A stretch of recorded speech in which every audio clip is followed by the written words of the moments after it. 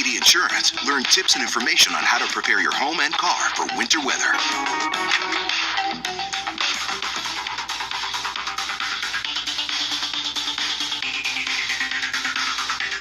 Welcome back to Breakfast Television on this Friday, Groundhog Day. Tammy, Meredith, and Sid here with you. Again, Punxsutawney Phil, we're 10 minutes away from figuring out from Pennsylvania whether or not we're going to get 6 more weeks of winter, and the Canadian groundhogs of note are around 8 o'clock. So we'll of note. All other groundhogs, sorry. There's we don't care. There's startup groundhogs. Yeah, exactly. We're not really. They haven't paid their crowdfunded, up and coming. Yeah. Like kind of trying to punch their way through, but not quite there yet. So we'll let you know if we're going to get 6 more weeks of winter according to the groundhogs or not. The big news yesterday, Mayor Olivia Chow did put out her version of what the budget is going to look like. Final vote in front of City Council happens on Valentine's Day, ironically enough, February 14th, pardon me. The budget total, $17 billion, is what Mayor Chow is looking at. The increase for property taxes is 9.5%, not the 10.5 that she had said maybe initially, or the 16.5 if the federal government didn't provide money for asylum seekers and immigrants, which they did like the day before. Immigration Minister Mark Miller put in $362 million to top up that fund. So, points to Mayor Chow, politically that worked. But overall, it's a $1.8 billion shortfall they're trying to fix in this budget. Fully funded a busway for Scarborough Transit riders. The police funding has also gotten a lot of talk here. Ontario is giving police services $18 million over 3 years to help them fight auto theft. In total per year, the police were looking for about $20 million. They're only getting about 7 or 8. This is not what they were looking for. Overall, Tam, politically, from Mayor Chow's perspective, this was a big moment.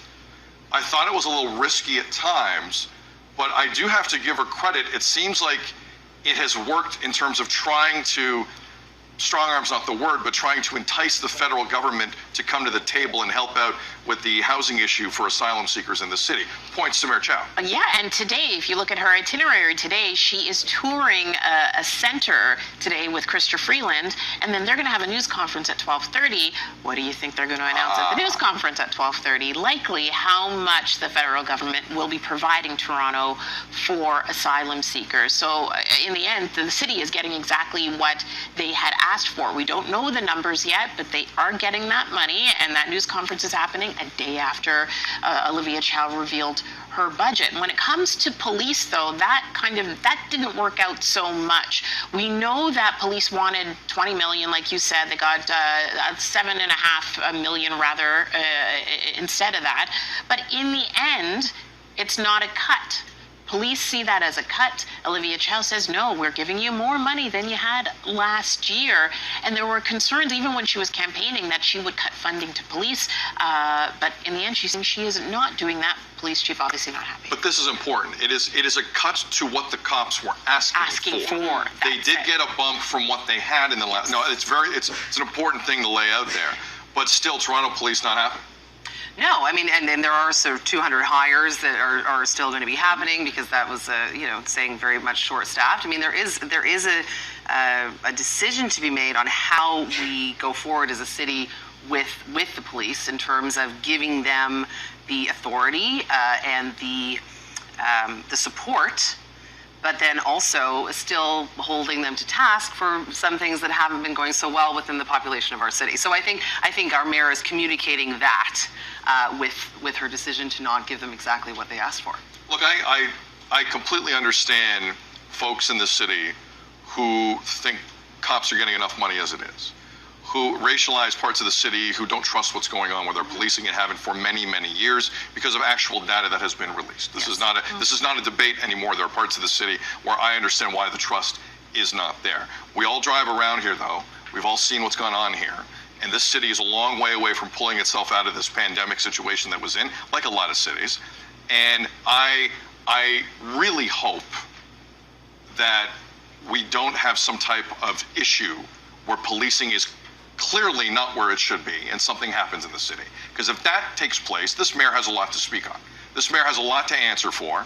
I personally think we're in a state where I don't know if they get 20 million, but they should have got close to that. Again, that's one guy's opinion. But we are not in a state where I think policing should be 7th, 8th, 9th, 10th priority. This is not the city of Toronto where that has to happen. Mayor Chow made a decision. We'll see where it goes. But definitely, it was a talking point. Let us know what you think. Feedback@breakfasttelevision.ca. All right, it is a busy one here on BT. Tammy's got news after the break. Also coming up, serious business. 30 NHL mascots have descended upon the city of Toronto to be a part of 2024 NHL All-Star Weekend.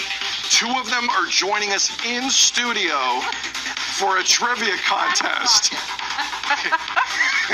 More BT coming up after this.